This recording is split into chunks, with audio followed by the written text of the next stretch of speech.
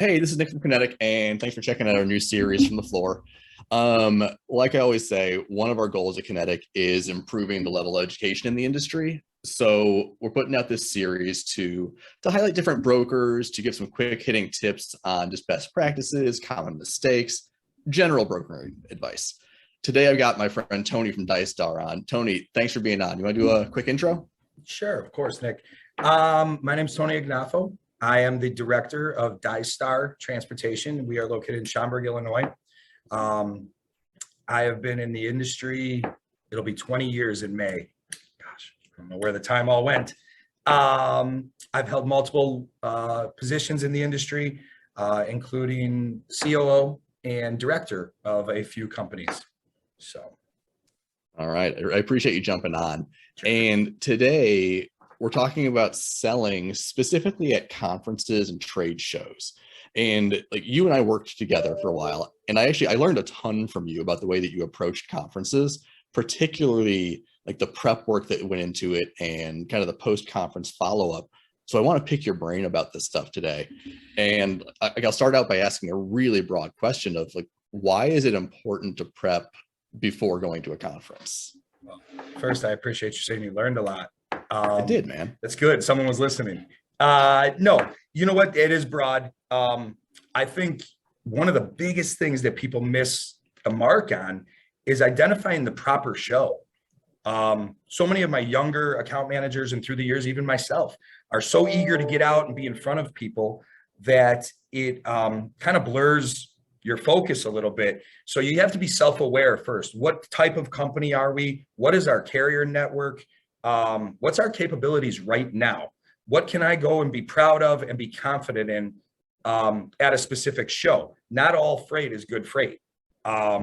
So, you know, you need to know what you want to accomplish, right? Are we looking for volume? Are we looking for margin? Are we looking for, everyone wants a mix, but it doesn't always work that way. You know, as a company, are we in run mode, growth mode, or transformation mode? You won't get the results you want unless you really zero in on that. So, you know, volume, right? We're looking to scale. Maybe plastics and resins and things like that are where you want to kind of lean to in those type of shows. If you're chasing margin, who isn't, that's where you find your food packaging, your food additives, your, you know, food and bev is always going to provide those margins for you. Yeah. I mean, I think that's a really interesting take on it because I mean, I'm guilty of this, having gone to trade shows and whatnot and just kind of run around randomly, and I didn't get the results that I wanted. Well, guess why? Like, I didn't even have any real goals going into the show. Right. So let's use that to kind of pop into the next question. Sure. What kind of things do you prepare going into trade shows and conferences? What do you do to prepare? You know, me personally, and what I push again on staff and what I suggest, but I still follow these kind of things, is scheduling appointments. We're in a new era of trade shows, especially coming out of COVID. It goes without saying, efficiency is key for these contacts. And we all pretty much, especially in this industry, live on a schedule, right? Our whole job is on-time performance and all these KPIs. People are used to schedules, and you get to a trade show and they're like, oh, we have 4 hours before the next event. Mm-hmm. Oh, okay. What do we do? So I like people are a little more apt to schedule ahead of time. So I really work on scheduling, sometimes with existing customers, and I like a good mix of existing customers as well as prospects. You'd be surprised the engagement that they're willing to schedule with you. Know who you want to target, know the players up and down in a company. Even if they show 1 or 2 people in attendance at this company, you got to know from the lumper all the way to the, you know, director of transportation, because you never know who's going to be an advocate. Maybe not even now to get in, but when you do close the deal, that person may become very, very relevant to your on-time performance recording and things like that. You never know who's going to become a friend. And know what you want to accomplish with each account. Don't preach and expound on capabilities of tankers, let's say, if this contact will never be interested in tankers. You will lose their attention fast. We all know in this industry, there's always a little touch of ADHD, and they'll start looking around the room real fast. If you're talking about some awesome capability or new tech that just doesn't matter to them. So you got to typical, right? Old school, know your audience. Yeah. And write down, take your notes, be proficient in your homework, and take notes prior, during, and after the event. Yeah. I mean, there's so much more, but that's, you hit on some great points there. A couple that like have really pertained to me over the years is the taking notes. I have a terrible memory. Talk to anyone who's worked with me, they'll vouch for the fact that. So like while I'm at the show, like after I talk to somebody, I'll jot down like a quick note about what we talk about. And then before I go to bed, like after things wind down, I'll sit in my room and like pull out my laptop and type out notes for each individual person that we talk to. Cause I'm going to forget by the next day. Oh yeah. Much like, If you're doing your job, there's no way you could remember everyone that you had an interaction with, good, bad, or otherwise. Cause again, even the smallest interaction can turn around and be your biggest success of the trip. Yeah. Particularly if you go to your conference and then you wait until the Monday when you get back to start writing this stuff down, like you're not going to remember any of it. You're just gonna have the stack of business cards. Yeah. And not to mention, if you are a successful account manager, you are handling a book of business. Well, chances are you got a stack of work too to follow up on when you hit Monday. You don't want to be doing this stuff because it will be the first thing you push to the side. Yeah. And like I'm already jumped into our next question actually, but some tips and best practices for while you're there. Like what jumps to mind that people should think about? There's a couple ones. I'm giving away all the good secrets, Nick. Yeah, I mean, that's what these are about. Giving away the secrets. Again, take notes comes first and foremost to my brain. But build relationships, right? Everyone says we want to build relationships. We want to, cultivate relationships and engage. But what really is that? What's a relationship with someone that you crisscross in a hallway and they have a tag on that says shipper or manufacturer? They just get attacked by people. So build relationships respectfully and responsibly. I can't tell you how many times we've been to a trade show and you see someone acting irresponsible, whether it's drinking, whether it's whatever. Be responsible, be a professional. You're not there for a party. Go on a party after you close 5 of the accounts. Do that in private. But one of the biggest things, and I know you'll like this, remembering correctly from your life as well and your personal life, is wake up early, get breakfast, engage people at different times, not the traditional noon to 3, and then, I'm in a cocktail hour from 5 to 7. Breakfast has always been something that I found engaging. They see you. Maybe you don't get a chance to talk to them, but, go introduce yourself and talk about when they have time in their schedule that, hey, I don't want to interrupt your breakfast. However, do you got time this afternoon or whatever? Fill your gaps. And one of the big ones that I've really come to appreciate is working out.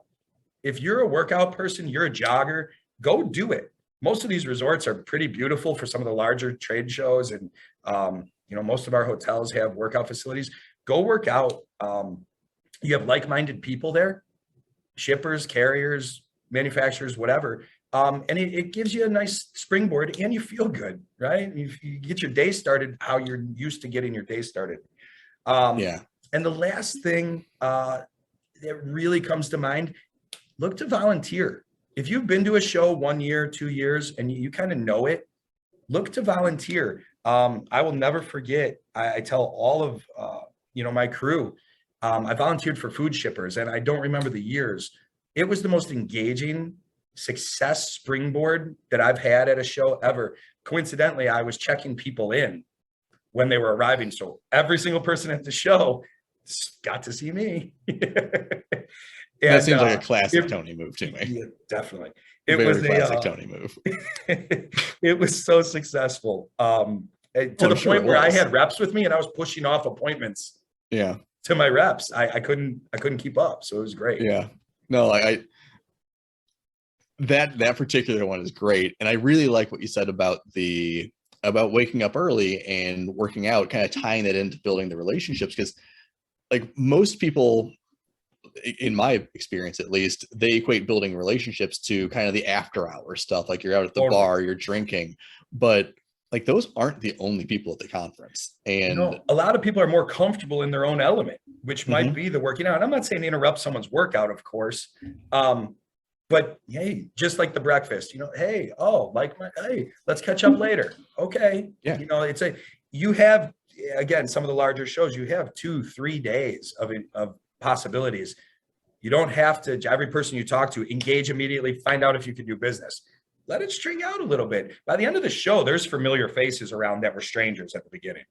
Oh, for sure. And like, me, I'm definitely part of the early morning crew. Like Mhm. I crap out by 10 o'clock. If I'm not asleep by 10 o'clock, I've screwed something up in my day. But like that group, the sleep by 10 group, is going to be the awake at 5:30, 6 o'clock in the morning group. And so you may never get a chance to engage them away from the herd if you're not in that first portion of the day. Totally. Yeah. It's super interesting take on it. So kind of talking about like the people there, who do you seek out? Is it just the decision makers and executives, or do you have kind of a more comprehensive approach to it? Well, and some of this stuff seems so basic, but some of it needs to be reminded and worked on, but always multi-level engagement. I'm willing to speak with anyone that could give me some information, share information back and forth, and allow me to work my way up a ladder to a decision maker. Generally, if they're there and they were paid to go, there's value there. There's some kind of talent for their company.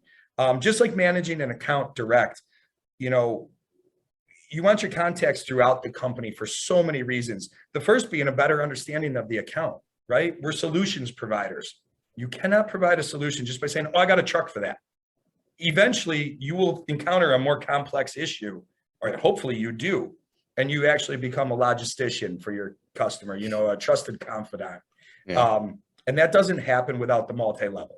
It doesn't just matter in sales. It's going to carry throughout the whole process of a customer. Totally underrated, I seek out carriers. And I can tell you that's a secondary thing. I don't know if we touched upon it or not already, but carrier engagement, they're always available. And it leads to so many more contacts. I will tell you, first and foremost, I love coming back and bringing a stack of cards or contacts to my operations manager. I say, hey, this guy's doing this. He's part of this company. Here you go. And they love it because some of these asset players are not the ones you find on DAT. And they're not the ones you find on, ITS and all these other platforms. They obviously have customer freight. They're your backhaul carriers. They're there because they have customers there, or else they wouldn't be there. And so there's your backhauls, there's your better rates. And to think that that's not half of this sales process, we're not being smart. Yeah. I'm sure people overlook that when they go to conferences. Oh yeah. Sometimes you're anti, right? You want to be on the other side of the room. You take your customers away and you go off in a corner and you're like, I don't want any other brokers talking to them. You know what? There's so many good opportunities for the mature, right approach. I've had great success. Members of LXP, XPO, some large ones where you're like, no, I don't want them involved in my customers. I am more than willing to cross engage. I've met customers multiple times that way. Yeah. And it's funny because as a broker, I mean, you talk about this being a relationship industry and everything. Like as a broker, you really have two customers, right? Like you have your customers, the shippers, the ones with the freight, but your carriers are really also customers of yours. I mean, you can't survive in the industry without thinking of it that way. So I really like that you brought up approaching those carriers. And it's a good time filler. There's always carriers available. Yes, your manufacturers, they scamper off. You're looking around, you're like, who am I going to talk to? Oh, and you get very like boy at the dance on the other side of the gym. And you can't have that. You can't have that downtime. When some of these trade shows are pushing $4,000 and $5,000 investments per person, you got to find a way to make it work. And I definitely think that gets overlooked. Yeah, it goes into the whole your network is your net worth thing, right? Because it's it's a very tight knit industry. Even if you're talking to a carrier, like they're eventually going to change jobs, right? They're probably going to stay within the industry. Sides. Yeah. So you may end up with a customer contact down the lane. Yeah. Anyway, true. Kind of moving past the conference itself, what do you do after the conference? Are there any like particular tips on back up everything that we tried selling while we were at the conference? Yeah. No, Of course, follow-up is everything. Respectful, quick, decisive follow-up. And again, more of a review statement, I would hope, for most of your viewers and listeners. Always include something, anything specific to the interaction. I don't care if you were talking about the dried chicken at the dinner, or the terrible entertainment that you had to sit through, during one of the sessions. If you can tie yourself to something, we remember people visually, we remember their ideas, we remember people different ways. And if you could kind of put it together in a quick 2 or 3 sentence deal, and be direct. Why are you following up? Give them purpose to your follow-up, not just, hey, want to say, hey, it was great having a cocktail with you. Well, then what? Then you're starting over again the next time you reach out to them. You're not really giving them an actionable item to come back at you with. Yeah. Having that personal touch is something you do really well. And something that's really important. Kind of tying up our conversation about the trade shows themselves, what are some common mistakes that you see people make? Oh, the prep thing that we hit right first and foremost. A common mistake is jumping at any show that someone will approve you to go to. You're going to struggle. A, you're going to wash out, but B, you have people to answer to. We all do. And why put yourself already at a difficult position, right? Be somewhere where you can actually bring value. I don't bring value to international shipping. A couple Canadian loads here and there. But besides that, I am not an ocean provider. Therefore, you won't see me on the coast at a big ocean show, or import-export show. It's just not for me. It's going to frustrate me, for one, because I'm going to get talked out of the room. And it just doesn't, it's not a good look. So, I think the biggest thing is to prep with responsibility and sincerity. Are you going to help them or not? Because if you're not, you could always score a couple accounts, but the truth comes out over time. You got to know and be confident in what your capabilities are as a company, and be honest about it. And I think the other one, to tie back into something else I said, is doubting that people want to be scheduled in advance. Go schedule these people. Put it out there. Can I send you an invite? It looks like we have a big gap on Saturday. Or on Thursday afternoon. Do you have anything between 1 and 3 or 1 and 5? Don't tell them, I'll meet you anytime. Come on, have some self-respect. You have a schedule to keep also. And if you don't, they're going to question why you don't. Yeah. Why doesn't he have customers here? Why isn't he busy or she busy? So I think that you got to not doubt that people want to be scheduled. I think people are, well, I'll see them when they get there. I don't want to bother them before. No, it's not a bother. Get something on paper, even if it gets rescheduled while you're there and things like that. I'm also a big supporter of scheduling an offsite activity if schedule permits as well. Getting new and existing customers together, if at all possible. Yeah, I think you're right that people worry, particularly newer people. They worry about being an imposition, right? Right. But we'll call someone 30 times in a week to get them on the phone, but we don't want to bother them before a trade show when we know they're going to be there. Come on now. Yeah, no, I like the way that you put that in terms of people wanting to be scheduled. So the way that I always wrap these things up is, because they're like education related, what's something that you've learned recently? Because people are always learning in the industry. We are. Even what you bring to the table, I'm learning constantly. Tech and things like that are ever changing, ever evolving. There's always something new to see if it fits, again, responsibly into your direction as a company, as a department, as an individual, right? It's all of them. And when you could take all three in mind and take them seriously, I think that's shows in the results. But it has to be said, it's so cliche. Creative approaches in employment has really been something that we're ongoing and learning. With the work from home craze, we respect it. There's obviously lots of positives with that. However, in recruiting and as we're growing this company, I look out like in my operations because I'm trying to ignore everything that's going on out there. But in this day and age, there is different demands from the employment pool.